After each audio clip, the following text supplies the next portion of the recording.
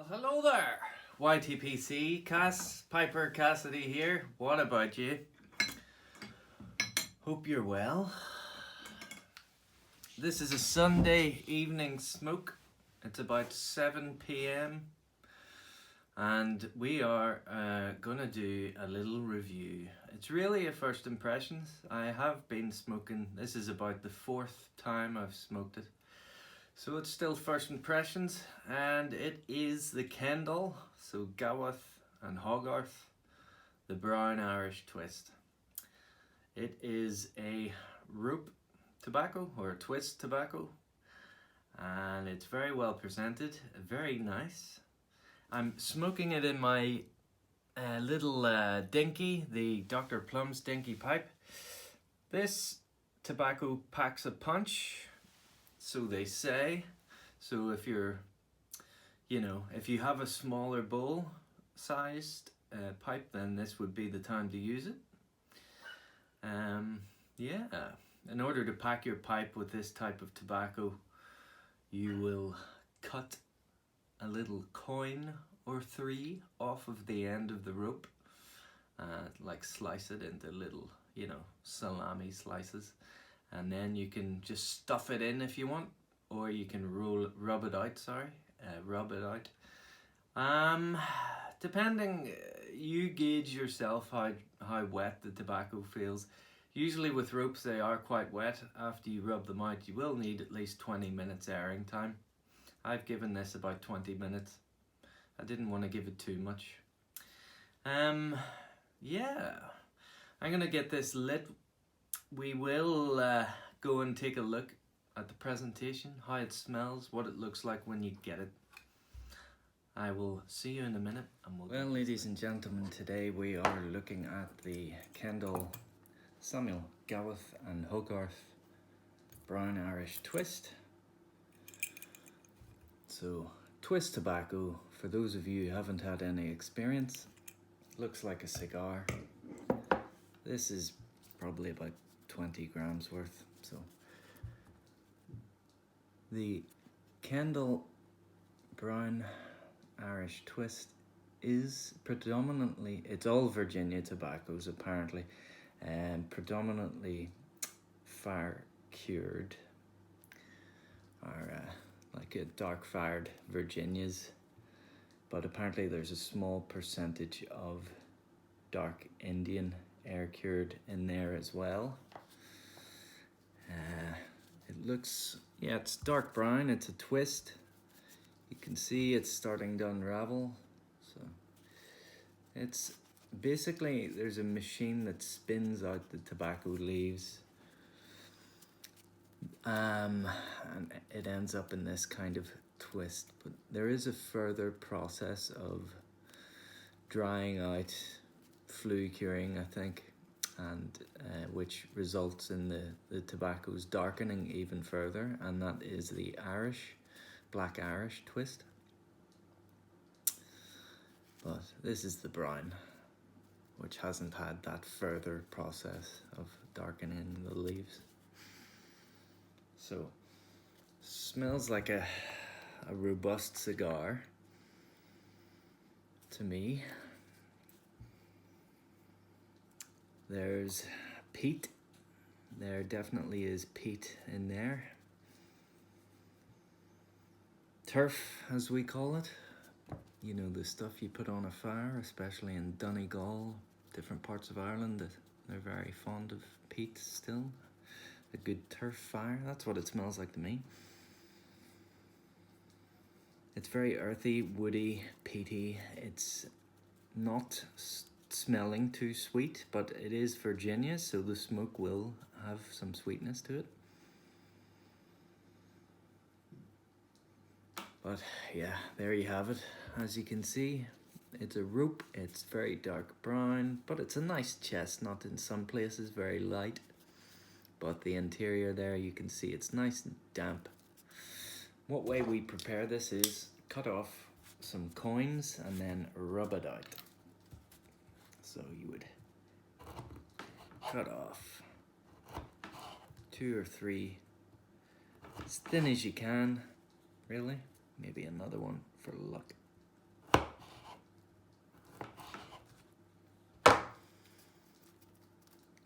back. And then what I do is just rub it out. You can just break it up a bit, parse it a bit. It's not too hard to do. There you go. That's ready to rock. You would leave that to dry maybe for 20 minutes if you felt that it was too dry, or too wet, sorry.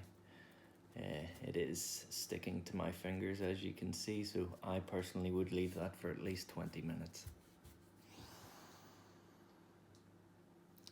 There's almost like an alcohol, like a fermented smell to it as well.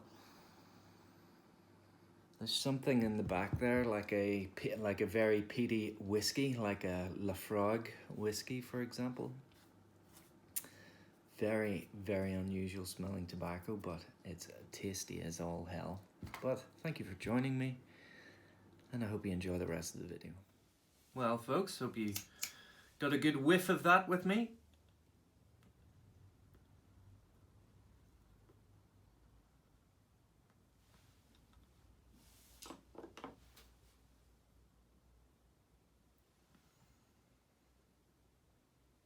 It's like a nice cigar. It's very earthy. It's very, there's very deep raisin as well. The sweetness of the Virginia, because it's dark fired, it's kind of darkened down to a raisin plummy thing.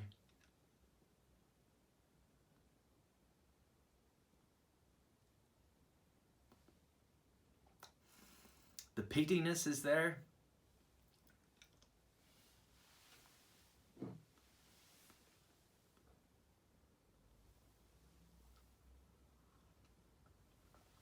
But there's also kind of a dry saltiness, if that makes any sense at all. There's a bit of savory. It's a very savory pipe tobacco to me, but it has an edge of sweetness.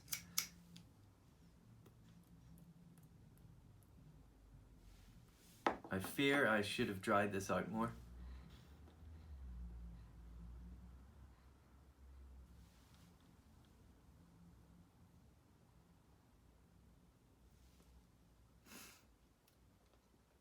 It is, it packs a punch in all aspects really, the nicotine content, and it's quite a bold flavour. It's not like over the top though. It isn't going to blow your socks off in either of those categories. Don't be scared to try this.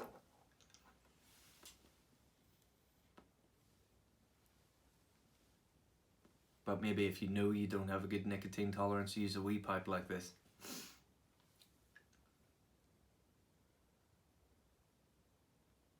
I'm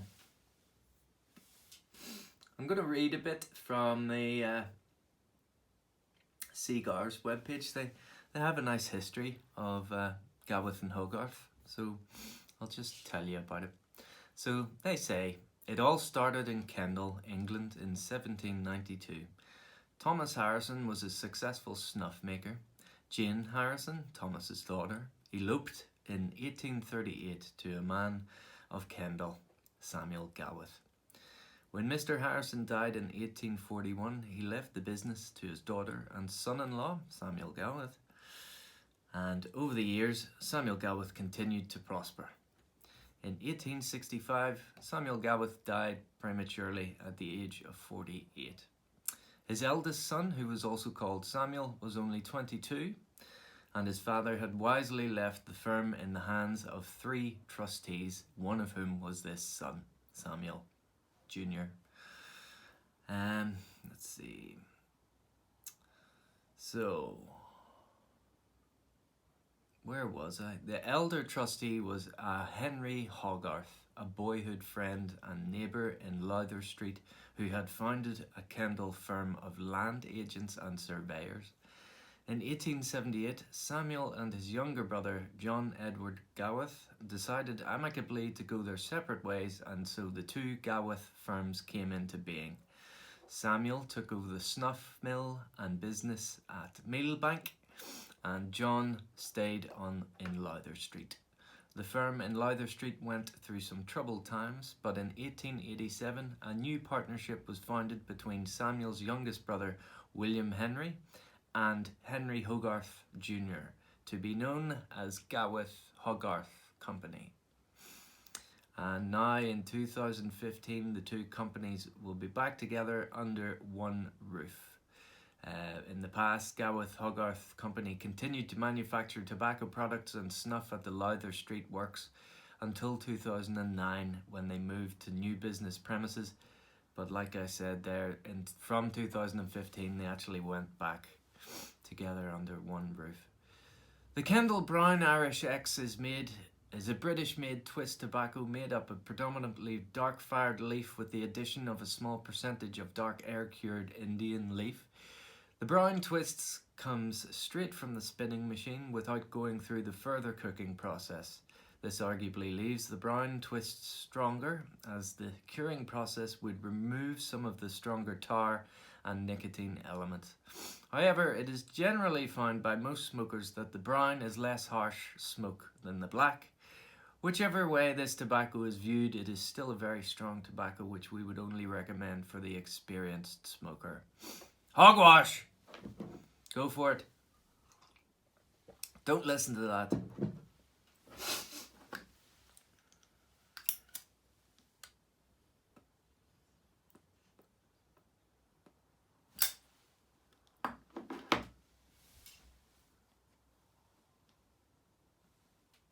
You can order like 10 grams of it or 25 grams of it and see how you feel.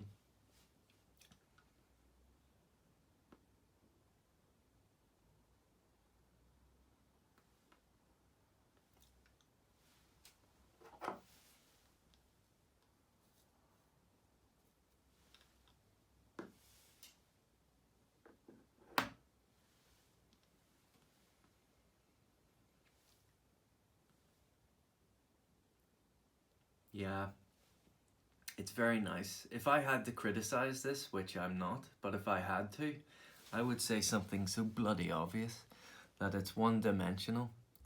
And the obvious comeback to that is, of course it is, Cass, you fool, because it's only a Virginia tobacco. That's it. So there's a reason for me finding it to be one tone. But it's not one-dimensional, it's just one tone, but there is obviously a spectrum of flavour that's within that one tone. And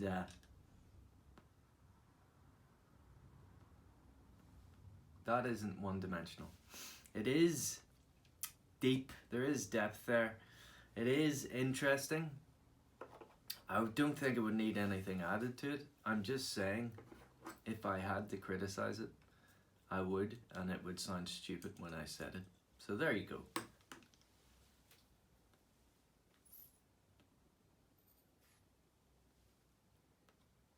I think it's an excellent tobacco.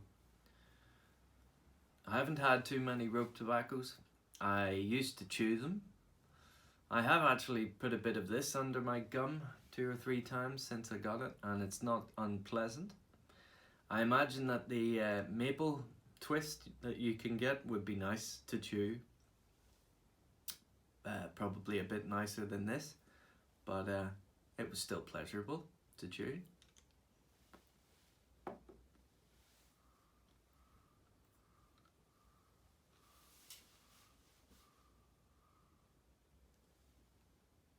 Whenever you rub it out, it reminds me of dulse, which is seaweed, dried seaweed that you would buy. It kind of resembles that. It's kind of little, very micro wafer thin bits of the leaf, as opposed to any cut that you would be familiar with out of a tin.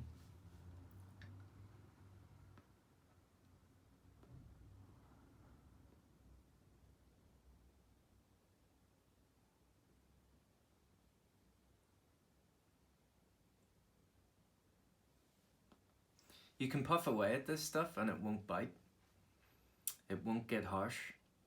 I don't think it even changes the taste if you puff on it faster.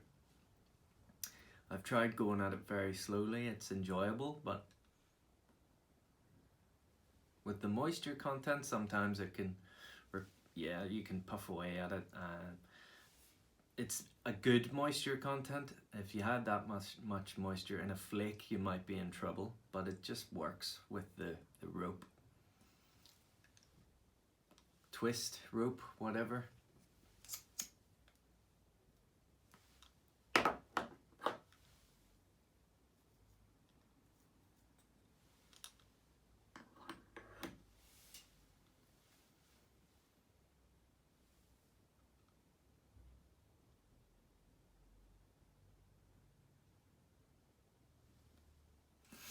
It is quite Virginia this time. It's quite like a fresh, dark-fired Virginia. I am tasting Virginia this time. Yeah. So it isn't one-dimensional at all.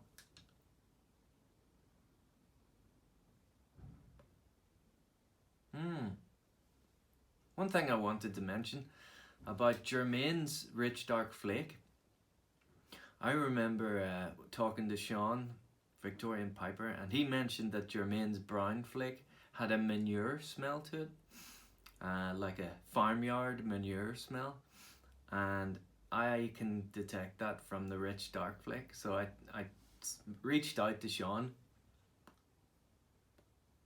I couldn't remember which flake Sean was referencing when he talked about the manure smell, so I said, was it Rich Dark Flake? He's like, no, it's the brown flake he was talking about, but you can definitely smell it off the Rich Dark Flake as well. Maybe it's a Germain's thing. It's like a weird dung, manure, farmyard smell in a good way. Just like a real tangy, farmyard, funky smell, you know?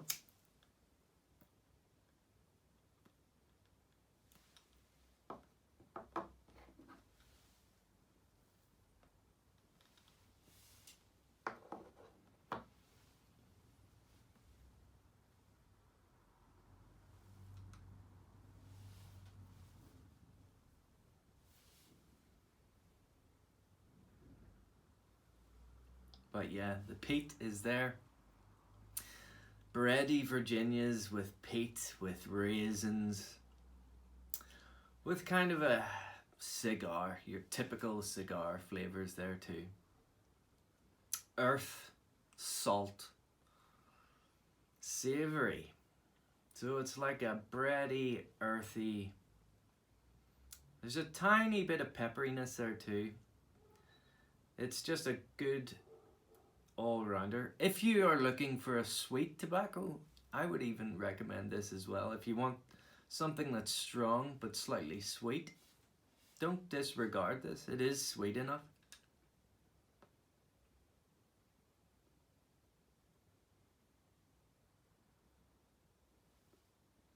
But it's so, I mean, it's amazing. You should just try. If you're a Virginia smoker, usually you like your straight Virginias or your vapors, give this a go and see what happens to you can still recognize that it's Virginia, obviously, but the dark fired and curing process just changes it.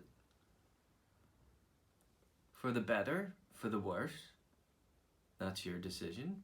Maybe neither, maybe it just changes it, full stop. It's not for better, it's not for worse, it's different. Give it a go, please. Please.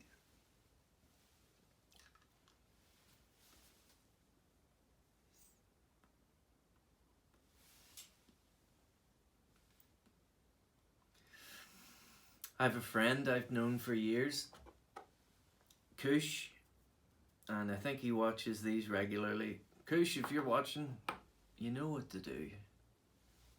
I think he's trying to quit. Maybe he has quit cigarettes, but I've been trying to talk him into picking up the pipe. Kush, I'll give you a pipe and some tobacco, and then I'll even come down and we can do it together. Just say yes. You'll enjoy it. You'll enjoy it. Like, say, smoking cigarettes for nicotine, fair enough. It tastes like shit. you may as well taste really nice tobacco and try and change that habit so it's not the nicotine you're after, it's the taste of the tobacco. I'd recommend for any cigarette smoker out there, get yourself some snuff if you like that idea, and you know, 1 in 10, you mad bastards out there, you will think that's a good idea, do that. But for the rest of you, the 9 out of 10, get some patches or some gum, nicotine gum, and get yourself a corncob pipe and some. If you still want to smoke, you know, you think you're going to miss it, get yourself a pipe and get yourself on YouTube and search whoever you want, one of the videos on how to smoke a pipe, or just reach out to me.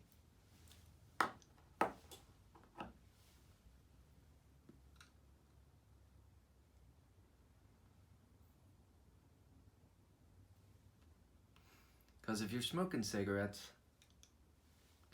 it's not good.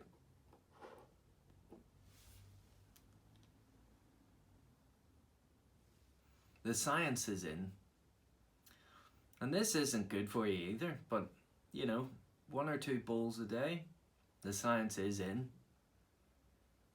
Your increase for cancer, things like that. I mean, just, I'm not going to go into any depth, just talk or read about it and see what you think yourself.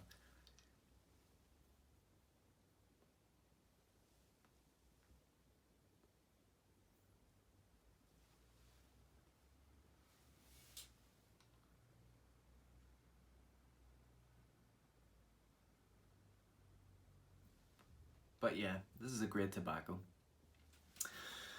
Gonna leave it at that, folks. Trying to think, is there anything else I need to say?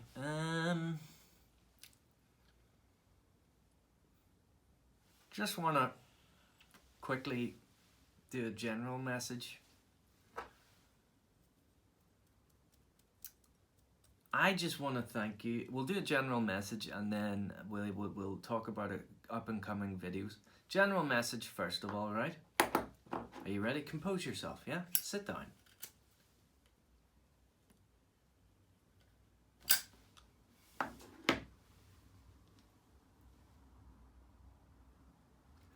I just want to thank you for letting me be part of the YTPC. It's very important to me to have it. It's been really helping me get through Corona bullshit. There's a lot of shite going on in everyone's. Whatever shite was going on in your life has bound to have been exacerbated by the coronavirus COVID 2020/21 situation. So just, I can't stress how important YTPC is to me. I'm sure you guys all feel the same. If you make content or you just watch the content and comment, or you join in the Zooms or whatever you do, it's a lifeline. It's a bastion of hope. It's good, it's useful, it's helpful. Not just for information for pipe smokers, but just emotionally for these days, these trying times that we live in.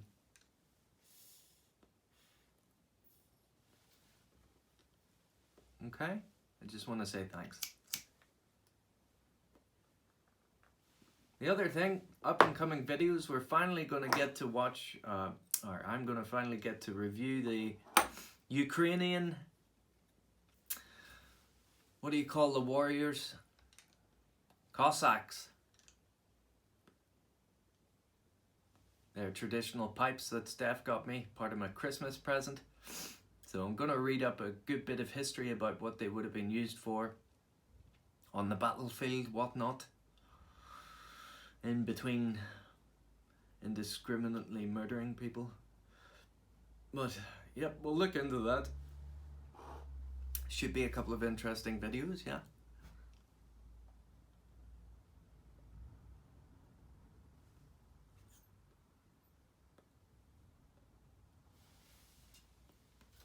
I've also been continuing to enjoy Coniston Cut Plug. There may be a review of that coming up.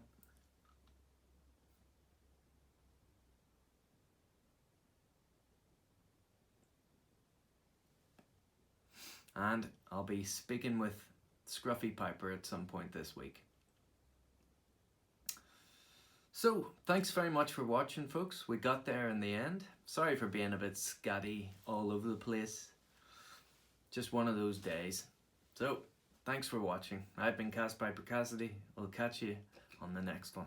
Toodle pip.